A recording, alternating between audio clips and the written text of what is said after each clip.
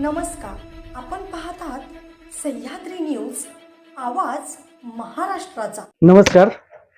सर्वप्रथम मी खानापूर नगरवासियांना नवीन वर्षाच्या हार्दिक शुभेच्छा देतो।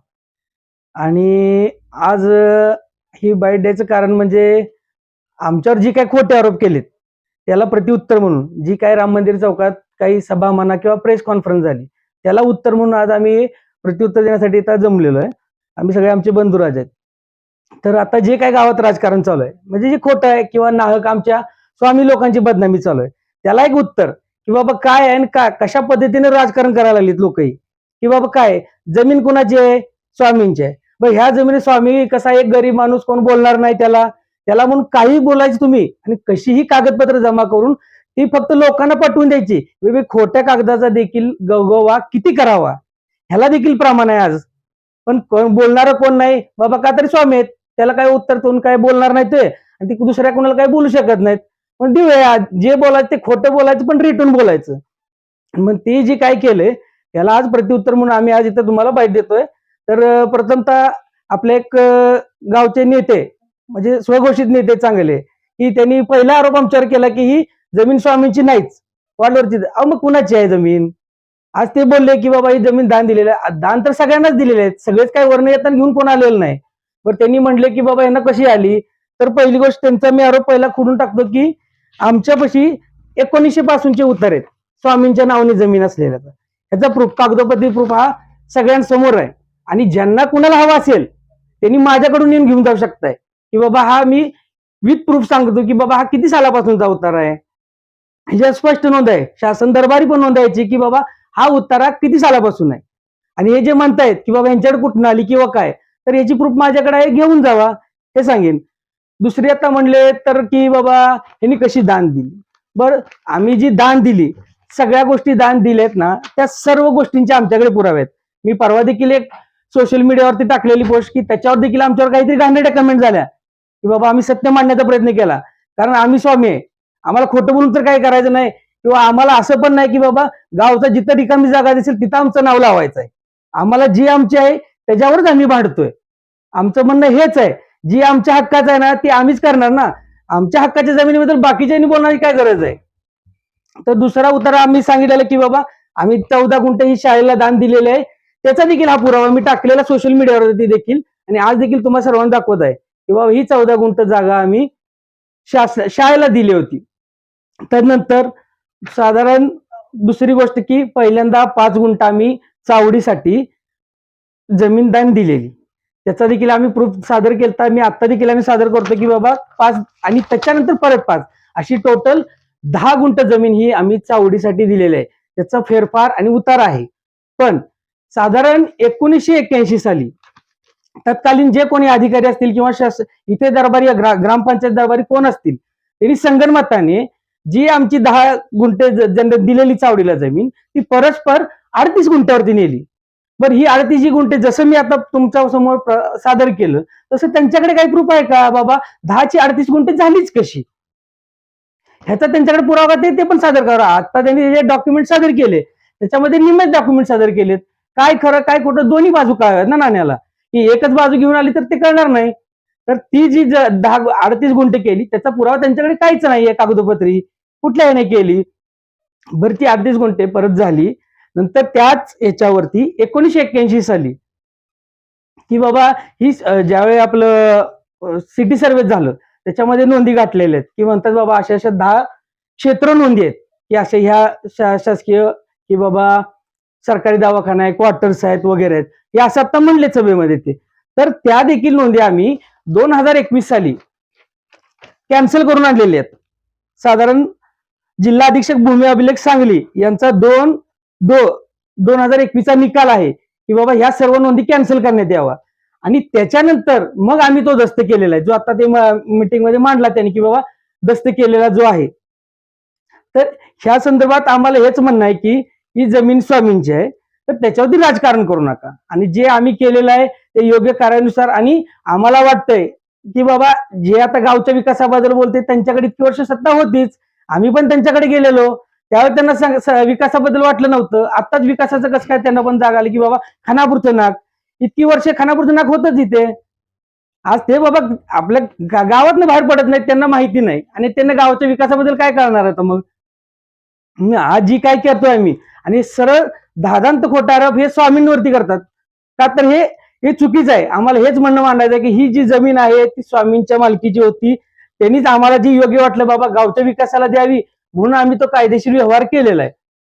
त्याच्याबद्दल आमचं बाकी काही म्हणणं नाही. तर आणि याच्याबद्दल आणखी बाकी माझे बंधुराजांनी बोलतील. नमस्कार सर्व गावकरी बंधूंना, आणि नमस्कार म्हणून सांगतो की नवीन वर्षाच्या हार्दिक शुभेच्छा. आज या ठिकाणी आपल्या समोर येण्याचं कारण असं आहे की काही आपल्या गावामध्ये राजकीय घडामोडी अंतर्गत की जे समजून आज सभा बोलवली जाते किंवा मीटिंग संदर्भात मोर्चे काढले जातात, या नगरपंचायतचा जो विक्री कारभार झाला आहे त्याबद्दल या ठिकाणी सभा मांडण्यात येत आहेत. पण त्या कशा पद्धतीने खोट्या ते आज मी तुम्हाला प्रूफ करून सांगतो. कारण का सभा बोलवाव्यात त्याबद्दल दुमत नाही, पण खऱ्या गोष्टी ह्या गावातल्यांना कळावं यासाठी मी आपल्या समोर आलेलो आहे. आज या ठिकाणी सांगण्यात येतोय की आज जो व्यवहार आम्ही केलाय ती जमीन प्रत्यक्षात जर पाहायला गेलं तरी स्वामींची मूळ मालकीची आहे. आज जसं माझ्या बंधूंनी सांगितलं 1900 सालापासून ही जमीन आमच्या मूळ आजोबा पंजोबांची आहे. पंजोबानंतर आमच्या आजोबांची झाली, आजोबानंतर आमच्या वडिलांची झाली आणि यानंतर आम्ही स्वतः या ठिकाणी जे उपस्थित आहोत आता यांचेही मालकीचीच आहे या ठिकाणी जागा. ते कशा पद्धतीने आले ते हे वारसा हक्कानं झालेले आहे. वारसा हक्क होत असताना तुम्हाला माहित आहे कशा पद्धतीने होते. त्याचबरोबर खरेदी विक्री करताना जर तुम्ही बघू शकता कशा पद्धतीने होत असते. पण आज मी जर सांगायला गेलो तर ज्यावेळी ही ग्रामपंचायत होती 1981 साली जे 10 गुंठ आपण जी जमीन होती ते ग्रामपंचायतला आपण दिलेली होती. पण 10 गुंठ देत असताना फक्त ही ग्रामपंचायतला दिलेली आहे आणि जी राहिलेली 37 गुंठ आहे ती स्वामींची मूळ मालकीची आहे. आणि 37 गुंठ्याचा व्यवहार त्यांनी परत करताना फेरफार केला. त्या फेरफारामध्ये अशी नोंद आढळून आली आहे की कुठलाही फेरफार असताना ही कागदपत्र तुम्हाला मी दाखवू शकतोय की फेरफार आहे हा 281 चा जो फेरफार आहे या ठिकाणी तो फेरफार दुसऱ्याच्या नावावर आहे. लक्षात आलं का. या ठिकाणी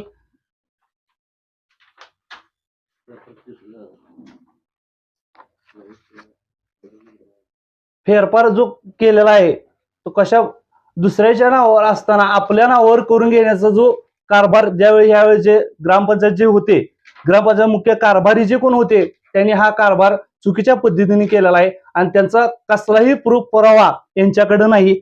आज या ठिकाणी मी तुम्हाला दाखवतोय. या ठिकाणी जर बघायला गेला खानापूर नगरपंचायत ग्रामपंचायतीनुसार 1981 अभिलेखानुसार समाविष्ट नोंद केलेली आहे. कशा पद्धतीने नोंद केली आहे याचा सुद्धाही यांच्याकडे प्रूफ नाहीये. लक्षात. ह्या ग्रामपंचायत तत्कालीन जे कारभारी होते ते कारभाऱ्यांच्याकडे कशा पद्धतीने नोंदी केले किंवा खरेदी केले असेल तर त्यांनी खरेदी खत दाखवावं किंवा वारसा हक्कानं आले असेल तर वारसा हक्कानं दाखवावं किंवा आपण बक्षीसपत्र असेल त्या बक्षीसपत्र जर असेल तर त्या बक्षीसपत्रानुसार दाखवावं की कशा पद्धतीने तुम्ही 37 गुंठ ही तुमच्या ग्रामपंचायतच्या नावावर केलेली आहे. लक्षात. ग्रामपंचायतच्या नावावर तुम्ही कशा पद्धतीने केली हे फक्त यांनी प्रूफ मला आणून दाखवावं. जे काही ही जागा आहे आयश आम्ही इथे या ठिकाणी सोडली जाऊ शकतो. लक्षात आलं. जी जागा आहे तुम्ही जे म्हणताय ना की ग्रामपंचायतची आहे पण ही ग्रामपंचायतची मूळ नाहीच आहे जमीन. लक्षात आलं का. फक्त त्यांना 10 गुंठ हे क्षेत्र या ठिकाणी दिले आणि जर तुम्ही दिशा जर बघत असाल तर दिशा ही दक्षिण उत्तरच आहे. लक्षात आलं का. समोर जाणारा हा पूर्व पश्चिम जो विजापूर कराड रोड हायवे आहे तो उत्तरे साईडलाच आहे. लक्षात. पूर्ण दक्षिण उत्तर ही जागा आहे आणि जे काय बघा तर 1152 जो आहे तो पश्चिमे साईडला आहे. 1152 जो उतार आहे तो पश्चिमी दिशेला आहे आणि 1153 जो आहे तो पूर्व दिशेला आहे. लक्षात. त्या जागेपासून आणि या ठिकाणी जर बघत असेल की जे गाळे जे बांधलेले आहेत 1981 सालापासून यांचे वहिवाट जर म्हणत आहेत तर 81 साली ज्यावेळी यांनी वहिवाट गाठली असेल किंवा जे गाळे बांधले असेल तो कशा पद्धती कुणालाही विचारलं नाही त्यांनी. लक्षात. तत्कालीन जे कारभारी होते त्यावेळी या ठिकाणी बांधलेलं आहे ते कुणाचे मालक किंवा सहमताने संगनमताने किंवा सांगून असं बांधलेलं नाहीये. आलं लक्षात. आज या ठिकाणी एवढंच तुम्हाला मी सांगतो की जी जागेचा व्यवहार आम्ही जो केलेला आहे तो आमच्या पद्धतीने केला आहे. कारण ही जागा आमची स्वतःची मूळ मालकीची की आम्ही कुणाला द्यायची, कुणाला दान करायची किंवा कुणाला विकायची ही सगळं जबाबदारी आमचे स्वतः स्वामींची आहे. त्यामुळे यामध्ये कुणी आपला यामध्ये राजकीय पोळी भाजण्याचा कारभार करू नये. लक्षात.